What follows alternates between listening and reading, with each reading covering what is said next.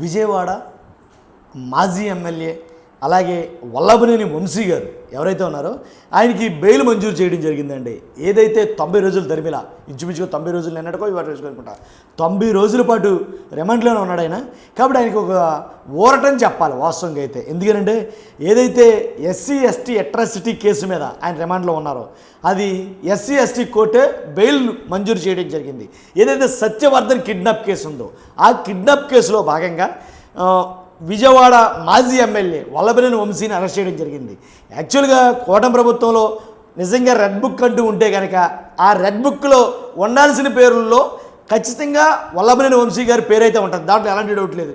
నిజంగా కూటమిలో red book అంటూ ఉంటే ఆ రెడ్ బుక్లో వల్లభనేని వంశీ గారి పేరైతే డెఫినెట్గా ఉంటుంది. దాంట్లో ఎలాంటి డౌట్ లేదు. చాలామంది వెయిట్ చేశారు వల్లభనేని వంశీ అరెస్ట్ ఎప్పుడు జరుగుతుంది అనే విధంగా. కాబట్టి అరెస్ట్ జరిగింది. తర్వాత చాలామంది చాలా కేసులు అయితే పెట్టడం జరిగింది. మొత్తానికి ఎలాగైతేనండి ఎస్సీ ఎస్టీ అట్రాసిటీ కేసు తోటి చాలా లాక్ అయ్యాడు వల్లభనేని వంశీ గారు అని చెప్పాలి. కాబట్టి ఆయనకు ఒక ఓరట్ అయితే కనుక లభించింది. అంతేకాదు వంశీ గారితో పాటు ఏదైతే సత్యవర్ధన్ కిడ్నాప్ కేసు ఉందో అంటే టీడీపీ కార్యాలయంపై జరిగిన దాడి కేసులో ఫిబ్రవరి 13, 2025 హైదరాబాద్లో ఏపీ పోలీసులు ఆయన అరెస్ట్ చేయడం జరిగింది. అప్పటి నుంచి ఆయన జైల్లోనే ఉన్నాడు. కాబట్టి వంశీ గారితో పాటు 12 మంది నిందితులుగా ఉన్నారు. వాళ్ళు అప్పుడొకళ్ళు అయితే బెయిల్ పైన బయట రావడం జరిగింది. ఇప్పుడు రీసెంట్గా వంశీ గారితో పాటు మరో 4గురికి కోర్టు బెయిల్ మంజూరు చేసింది. ఈ కేసు నిమిత్తం బెయిల్ మంజూరు అయింది. ఇంకో కేసు నడుస్తుంది ఆల్రెడీ ఆయన మీద.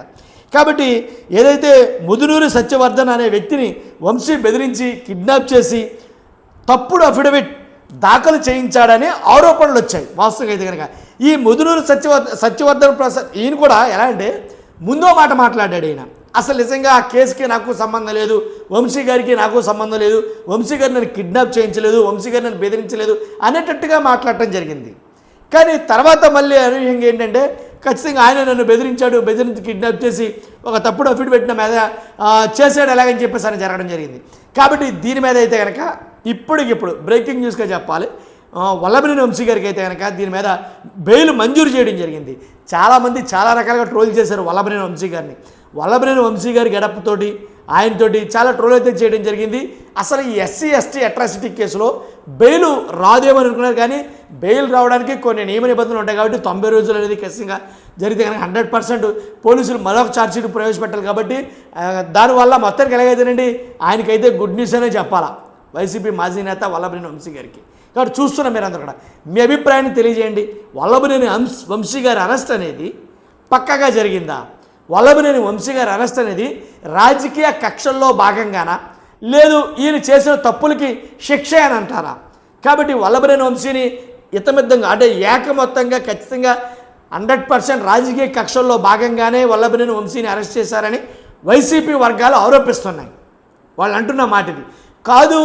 కావాలనే కూటమి ప్రభుత్వం అరెస్ట్ చేయించింది వల్లభనేని వంశీని రెడ్ బుక్లో భాగంగా, రెడ్ బుక్ పాలనలో భాగంగా అని కొంతమంది మాట్లాడతారు. అవన్నీ పక్కన పెడేస్తే మీ అభిప్రాయం ఏంటో ఖచ్చితంగా కామెంట్ రూపంలో తెలియజేయండి.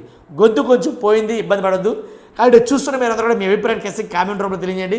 ఫస్ట్ అయితే లైక్ చేయండి. ఈ ఇన్ఫర్మేషన్ ఎక్కువ మంది షేర్ అవుతుంది. లైక్ చేయడం మీకు బాధ్యత. అంతేకాదు కొత్తగా మన ఛానల్ చూస్తే పక్కగా సబ్స్క్రైబ్ చేయండి. Thank you very much.